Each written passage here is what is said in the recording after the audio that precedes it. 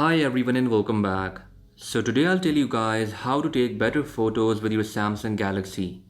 Galaxy S23 Ultra already has an amazing camera, but still when you are shooting in the dark, oftentimes there is a blurry photo.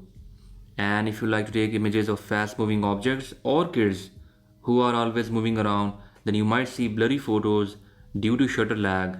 In order to take images of fast moving objects without any blur, try out these settings. So go to your camera app and tap here on settings. Scroll down until you see camera assistant. By the way, if you don't have camera assistant on your phone as a setting, you can download this from Galaxy Store. All phones supported by this app are mentioned here, plus you need to have One UI 5.1 for this setting to work. After installing camera assistant, you'll see this option in your camera settings. Tap it, and now we have a bunch of options that we can change and customize. First, you need to enable quick tap shutter.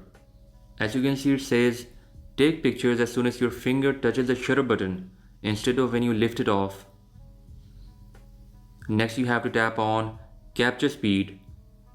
Here you can enable from these three settings for the 12 megapixel mode, while these two options are available for the high resolution 200 megapixel mode. If you take pictures of fast moving objects, then choose prioritize speed for both of these modes.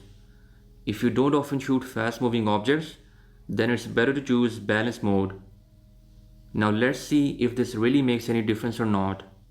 So first I'll take an image with this setting turned off, taking a shot while the subject is moving. As you can see, the object is blurred due to shutter lag. Now let's again take an image after turning on these settings.